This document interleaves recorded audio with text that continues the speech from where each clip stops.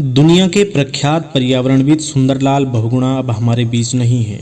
उन्होंने सामाजिक कुरीतियों, शराब और पेड़ों के अंधाधुंध कटान के खिलाफ संघर्ष की जो लौ जलाई, उसके ज्वाला बनने का आज भी इंतजार है। उनके संघर्षों की प्रेरणा ही इन ज्वलंत सवालों के उत्तर खोजेगी। अलग अलग हिस्सों में चल रहे पर्यावरण के संघर्ष ही बहुगुणा की विरासत को आगे बढ़ाने का काम करेंगे। हेलो दोस्तों, मेरा नाम है प्रेम। देवभूमि एजुकेशन पॉइंट पर आप सभी का स्वागत है। दोस्तों, हम सभी जानते हैं पिछले 2-3 दिन के भीतर आप लगातार इस इन्फॉर्मेशन से रूबरू हो रहे होंगे। हम सभी के बीच सुंदरलाल बहुगुणा जी नहीं रहे और इस कोरोना के चलते हमसे बहुत सारे ऐसे लोगों को छीना हुआ है। हालांकि सभी लोगों की इम्पोर्टेंस है अपनी अपनी जगह पर, लेकिन हम यहाँ पर आज बात कर रहे हैं सुंदरलाल बहुगुणा जी के बारे में। हम आज उनके विभिन्न पहलुओं पर बात करेंगे, जो कार्य उन्होंने अपने जीवन पर्यंत किए, जो हमारे एग्जाम की दृष्टि से और हमें जानना बहुत ज़रूरी हो जाते हैं। दोस्तों, सुंदरलाल बहुगुणा ने कोरोना से संघर्ष करते हुए इस दुनिया को अलविदा कह दिया। समाज की अपनी गीतिका है, व्यक्ति संघर्षों का चेहरा बनता है, तो साथ ही साथ वे संघर्ष भी व्यक्ति को गढ़ते हैं, उसके व्यक्तित्व का निर्माण करते हैं। जब तमाम लोग बहुगुणा जी को उनके जाने के बाद याद कर रहे हैं, तो ये उन तमाम मसलों को याद करना भी है जिनके साथ वे जीवन भर जूझते रहे। पेड़, पहाड़, नदियों के संरक्षण के साथ ही समाज में व्याप्त विभिन्न कुरीतियों के खिलाफ भी सुंदरलाल बहुगुणा ने आंदोलन चलाए। एक दौर था टिहरी में जब दलितों के मंदिर प्रवेश के लिए कई आंदोलन चले। सुंदरलाल बहुगुणा ने उन आंदोलनों का नेतृत्व किया।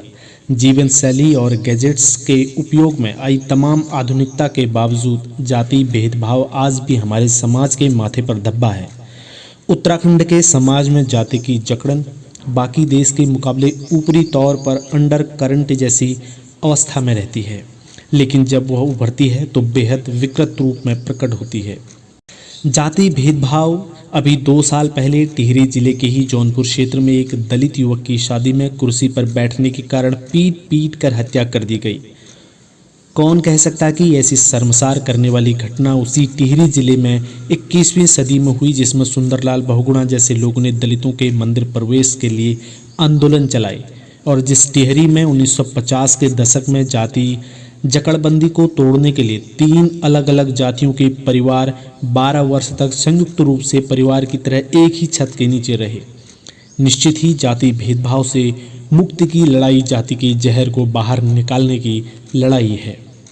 सुंदरलाल बहुगुणा ने शराबबंदी के क्षेत्र में बहुत सराहनीय कार्य किए। शराबबंदी के संघर्ष बहुगुणा जी और उनकी जीवन संगिनी बिमला जी ने चलाई। आज राजस्व का सबसे बड़ा स्रोत बताकर शराब तो सरकारें ही गांव-गांव में पहुंचा रही हैं। आज नशा सिर्फ शराब तक सीमित नहीं रह गया है, बल्कि वह जितने रूप में समाज को खोखला कर रहा है, उससे निपटने के लिए बहुत बड़ी लड़ाई की जरूरत है। पर्यावरण के क्षेत्र में बहुगुणा जी का बहुत ही महत्वपूर्ण योगदान है। हम जानते हैं चिपको आंदोलन के प्रवर्तक और सूत्रधार सुंदरलाल बहुगुणा जी हैं, जिनको वृक्ष मानव के नाम से भी हम जानते हैं। दोस्तों, नदी, जंगल और पर्यावरण बहुगुणा जी के सबसे बड़े सरोकारों में से एक रहे हैं। दरअसल पर्यावरण की चिंता करना सिर्फ नदी, पेड़, पहाड़ की चिंता करना ही नहीं है, बल्कि ये मनुष्य की चिंता करना भी है। इसके बिना इस धरती पर मनुष्य का अस्तित्व एक क्षण भी संभव नहीं है। बांध के क्षेत्र में जब टिहरी बांध का निर्माण हुआ था, उस समय इसका विरोध इन्होंने काफ़ी बुलंद स्वरों में किया था। टिहरी बांध के खिलाफ संघर्ष सुंदरलाल बहुगुणा जी के जीवन का बड़ा संघर्ष था। आज टिहरी से कई गुना बड़े पंचेश्वर बांध का खतरा उत्तराखंड के सिर पर मंडरा रहा है। टिहरी के बाद जल विद्युत परियोजनाओं को छोटी रन ऑफ द रिवर कहकर उत्तराखंड के चप्पे चप्पे पर कायम करने की कोशिश की गई।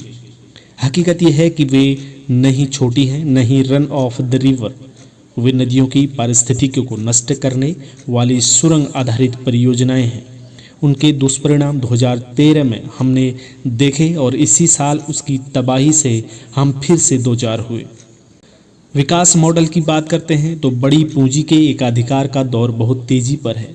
आज जो विकास का मॉडल हमारे देश में है, प्रकृति के साथ सामंजस्य कायम करने वाला विकास का मॉडल नहीं है, बल्कि आक्रांत किस्म का विकास का मॉडल है।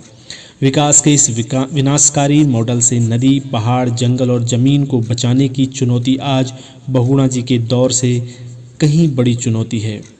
उनके जीवन से बहुत अधिक प्रेरणा मिलती है दोस्तों।